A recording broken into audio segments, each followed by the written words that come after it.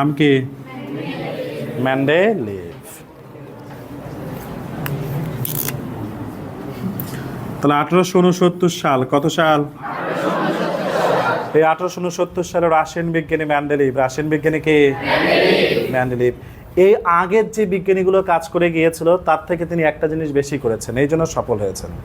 একটা জিনিস কি বেশি করেছেন? তিনি তখন পর্যন্ত যে মৌলগুলো আবিষ্কৃত হয়েছিল সকল মৌলের ধর্ম কি করেছেন? পর্যালোচনা করেছেন। দেখো, এই একটা জিনিস বেশি করার কারণেই সে কিন্তু কি হয়েছে? সফল হতে পেরেছে। ঠিক তেমনি তুমি যখন তোমার জীবনে চলার পথে চলবে, অন্যের থেকে যদি তুমি একটুখানি বেশি কিছু করতে পারো তবে তুমি তার থেকে একটুখানি বেশি হবে। এটাই বাস্তবতা।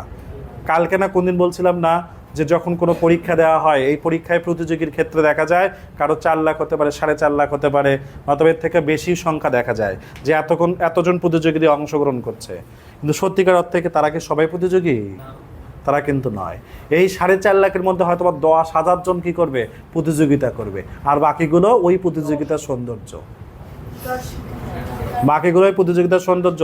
যে এতজন এসেছে, প্রতিযোগিতাটা বিশাল আকারে হচ্ছে, এছাড়া আর কিছুই নয়। ওই যে খুশির ঠেলায় পরীক্ষা দিতে যায়।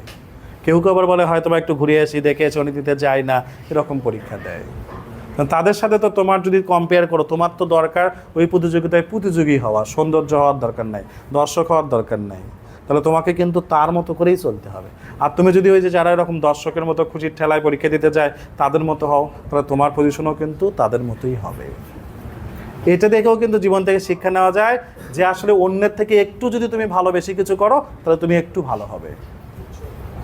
অন্য বিজ্ঞানীগুলো কিন্তু তারা কেউ এই সকল মৌলের ধর্ম কি করেনি? পর্যালোচনা করেনি। বিজ্ঞানী মেন্ডেলিভ কি করেছেন? সকল মৌলের ধর্ম পর্যালোচনা করেছেন। পর্যালোচনা করে তিনি কি করলেন? একটা সূত্র দিলেন। আর এই সূত্রের নাম কি সূত্র? পর্যায় সূত্র। তাহলে এই সূত্রের নাম কি? পর্যায় সূত্র। তাহলে কত সালে? রাশিয়ান বিজ্ঞানীকে তখন পর্যন্ত যত মৌল ছিল সেই মৌলগুলোর ধর্ম কি করে? কি সূত্র প্রদান করেন? পর্যায় সূত্রটি কি? পর্যায় সূত্রটাকে আমরা দুইটা অংশে ভাগ করে দেই। দুইটা অংশে কি? মৌলগুলোকে যদি আমরা পারমাণবিক ভরের, মৌলগুলোকে কি করি? এই দেখো, পারমাণবিক ভরের এরকম করে যদি আমরা সাজাই, 5, 6, 7, 8 এরকম করে কি করলাম? সাজালাম। সাজাতে গিয়ে আমরা দেখতে পেলাম যখন আমরা এই দিক থেকে এদিকে যাই, কোনো একটি ধর্ম যদি বাড়ে, মনে করো বাড়তেছে, তাহলে এটার থেকে এটা কি হবে? বেশি হবে। তার থেকে এটা আরও কি হবে? আরও এটা বেশি হবে, আরও এটা বেশি হবে, আরও এটা বেশি হবে, আরও এটা বেশি হবে, আরও এটা কি হবে? বেশি হবে। পক্ষান্তরে যদি আমরা উল্টা দিকে আসি তাহলে সেটা কি হওয়ার কথা? তাহলে তাই হয়। এদিক থেকে এদিকে আসলে কমে, আরও কমে, আরও কমে, আরও কমে, আরও কমে, আরও কমে, আরও কমে, এরকম করে আবার যদি এদিকে যায় আরও কি হতে থাকে? বাড়তে থাকে। তার মানে দেখো, চক্র আকারে কিন্তু ঘুরছে, এরকম করে চক্র আকারে ঘুরছে, অর্থাৎ পর্যায় আকারে ঘুরছে, এরকম করে পর্যায় আকারে ঘোরে। যেহেতু এই যে পর্যায়ক্রমে ঘোরে, এই জন্য তিনি এটাকে সূত্রটার নামই দিয়েছিলেন কি সূত্র? পর্যায় সূত্র। আর এই ধর্মগুলোর নাম দিয়েছিলেন পর্যায়বৃত্ত ধর্ম। কি ধর্ম? এই যে ধর্মের মধ্যে কি আছে?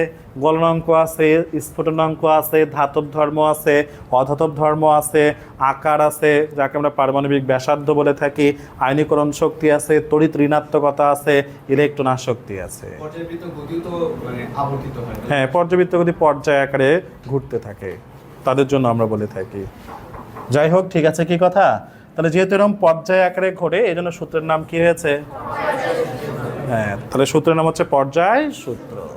তাহলে এখন দেখো তো, একটা মৌলের তো ধর্ম থাকে ভৌত এবং কি রাসায়নিক।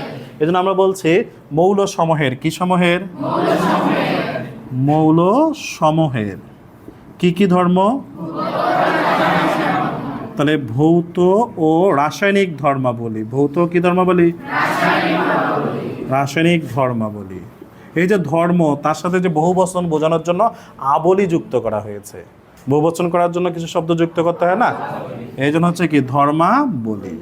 তাহলে মৌল সমূহের ভৌত কি ধর্মাবলী? রাসায়নিক ধর্মাবলী। দেখো তো, তাদের পারমাণবিক ভর কিসের সাথে সাথে বৃদ্ধি পাচ্ছে না? এখান থেকে এখানে গেলে তাহলে পারমাণবিক ভর আমি সংক্ষেপে লিখছি, তোমরা কিন্তু লিখতে পারবে না।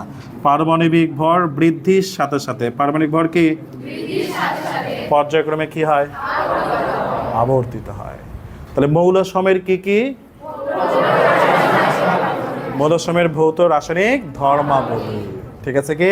তাদের পারমাণবিক ভর, তাদের কি বৃদ্ধির সাথে সাথে পর্যায়ক্রমে কি হয়? আবর্তিত হয়।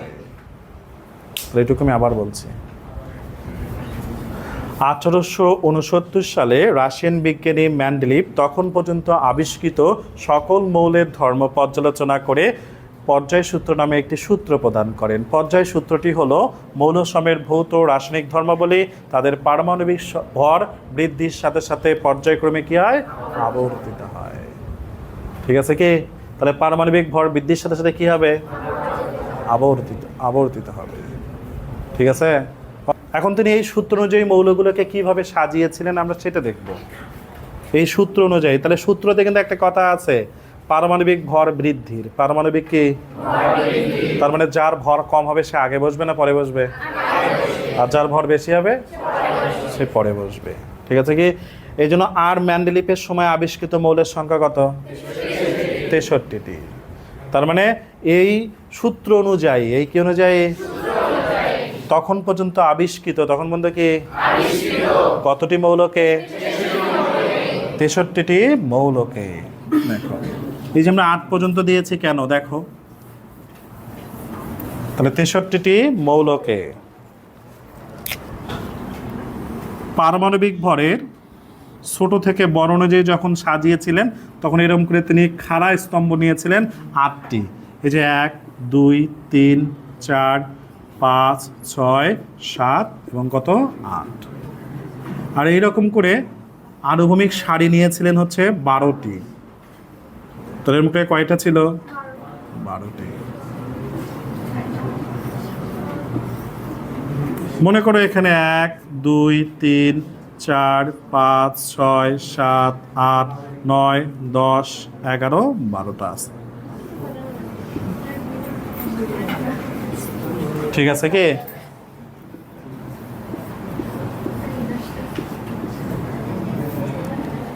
এরকম করে তিনি সাজিয়েছিলেন।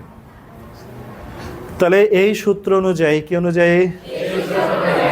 তখন পর্যন্ত আবিষ্কৃত কতটি মৌলকে? কয়টি আনুভূমিক সারির? কয়টি খাড়া কলমের? কয়টা ছক? একটি ছক। সবগুলো মিলে একটি ছক হয়েছে না? একটি ছকে, কয়টি ছকে? একটি ছকে পারমাণবিক ভরের ছোট থেকে কি অনুযায়ী? বড় অনুযায়ী সাজিয়ে দেখেন যে, বুঝছো কি? তাহলে তার আনুভূমিক সারি ছিল 12টা, খাড়া স্তম্ভ ছিল 8টা, এবং সাজানোর সময় তিনি কি করেছিলেন? পারমাণবিক ভরের ছোট যে তাকে আগে দিয়েছেন, পারমাণবিক ভরের যে বড় তাকে পরে দিয়েছেন, সাজিয়ে তারপরে তিনি লক্ষ্য করেছেন। তারপরে সাজিয়ে কি করেন? যে দেখেন যে, বা লক্ষ্য করেন যে, তিনি লক্ষ্য করলেন কি এই যে একই কলাম বরাবর মৌলগুলোর ধর্ম কিরকম? একই রকম। তাহলে একই কলাম বরাবর মৌলগুলোর ধর্ম কিরকম? একই রকম। ঠিক আছে কি? উনি তো এটাই চেয়েছিলেন যে একই কলাম বরাবর মৌলগুলোর ধর্ম কিরকম হবে? একই রকম হবে।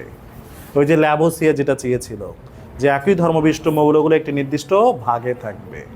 এবং তিনি আরেকটা জিনিস লক্ষ্য করলেন, প্রতিটি পর্যায়ের নতুবা যে কোনো একটি পর্যায়ের প্রথম মৌল থেকে শুরু করি, এটা মনে করো প্রথম মৌল, এটা কোন মৌল? এদিকে যেতে যেতে যেতে যেতে তাহলে এটা কি হবে? শেষ মৌল। এই প্রথম মৌল থেকে শুরু করে শেষ মৌল পর্যন্ত ধর্মগুলো ক্রমান্বয়ে কি হয়? পরিবর্তিত হয় বা আবর্তিত হয়। তার মানে কি প্রথম মৌল যা ধর্ম আছে পরেরটাত গেলে যদি বাড়ে তাহলে তার পরেরটাত গেলে কি হবে? আরও বাড়বে। তার পরেরটাত গেলে কি হবে? আরও বাড়বে। ঠিক আছে কি? তিনি তো এটাই চেয়েছিলেন যে ধর্মগুলো কি হোক? ক্রমান্বয়ে হয় বাড়লে বাড়ুক, আর কমলে কি হয়? কমুক। বুঝছো কি? তাহলে তিনি তো যে একটা বলে হুররে বলতেই পারে যে আমার কি হয়েছে? পর্যায় সারণী হয়ে গেছে। তিনি তখন এই ছক অথবা এই সারির নাম কি দেন বা সারণীর নাম কি দেন? তাহলে এই ছকের নাম তিনি তখন দেন হচ্ছে পর্যায় সারণী। আর এভাবে বিজ্ঞানী মেন্ডেলিভ কি করেন? পর্যায় সারণী হচ্ছে প্রতিষ্ঠিত করেন। এখন এইটা না মনে রাখার একটা টেকনিক আছে। দেখো আমরা কিন্তু পর্যায় সারণীর বৈশিষ্ট্য পড়ে এসেছি। পর্যায় সারণীর বৈশিষ্ট্য হচ্ছে দুইটা বিবেচনায় পড়া হয়, একটা হচ্ছে দিক বিবেচনায় আর একটা হচ্ছে ধর্ম বিবেচনায়। ধর্ম বিবেচনায় যেটা, সেখানে দুইটা আছে। একটা কথা বলা আছে, একই কলাম বরাবর মৌলগুলোর ধর্ম কীরকম, একই রকম। আর একই পর্যায়ের মৌলগুলো ধর্ম ক্রমান্বয়ে কী হয়, পরিবর্তিত হয়। এই ঘটনা কিন্তু তাই বললেন তিনি, তাই বললেন না? একই কলাম বরাবর মৌলগুলোর ধর্ম কীরকম, আর যে কোনো একটি পর্যায়ের প্রথম মৌল থেকে শুরু করে শেষ মৌলগুলোর ধর্ম ক্রমান্বয়ে কী হয়। এটাই তো হচ্ছে কি ধর্ম বিবেচনায় পর্যায় সারণীর বৈশিষ্ট্য। তাহলে মেন্ডেলিভ যেটা বলেছেন সেটাই হচ্ছে ধর্ম বিবেচনায় বৈশিষ্ট্য। ঠিক আছে কি? তাহলে এই ছকের নাম কি দেন? আর এইভাবেই কি হয়, পর্যায় সারণী প্রতিষ্ঠিত হয়।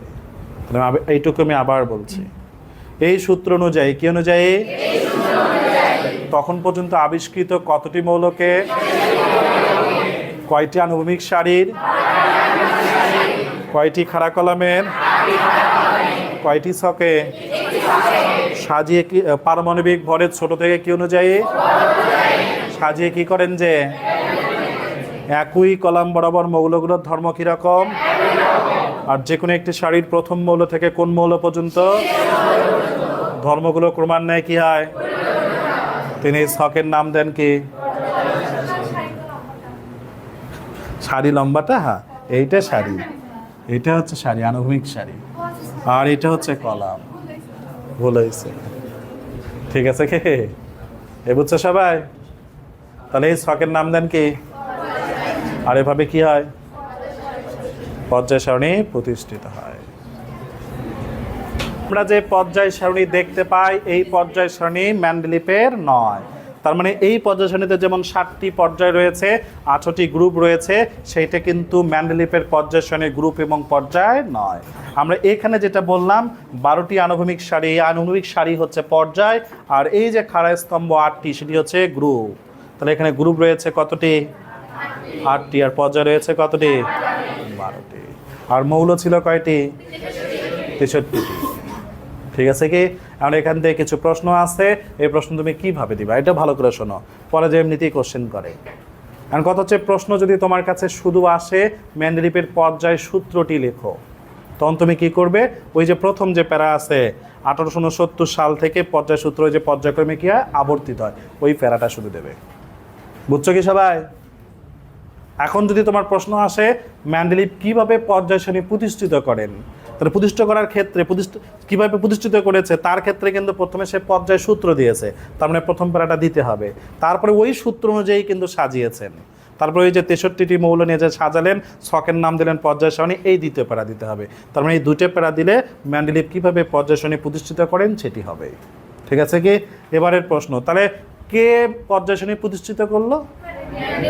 আর সর্বপ্রথম করেছে। পৃথিবীতে কোনো কিছু যে সর্বপ্রথম করে তাকে তার প্রতিষ্ঠাতা বা তার জনক বলা হয়। তার কি বলা হয়? জনক বলা হয়। তো অবশ্যই কোনো এখানে সন্দেহ নাই যে পর্যায় সারণীর জনককে বিজ্ঞানী মেন্ডেলিভ। বিজ্ঞানীকে, ঠিক আছে কি?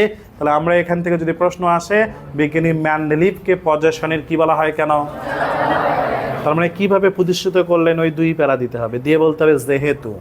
এটা হচ্ছে তোমার কিছু কিছু প্রশ্ন থাকে, কারো গুরুত্ব লেখো, কিছু করো বলে না, সেখানে বলতে হয় না যে এর গুরুত্ব কি, অপরিসীম।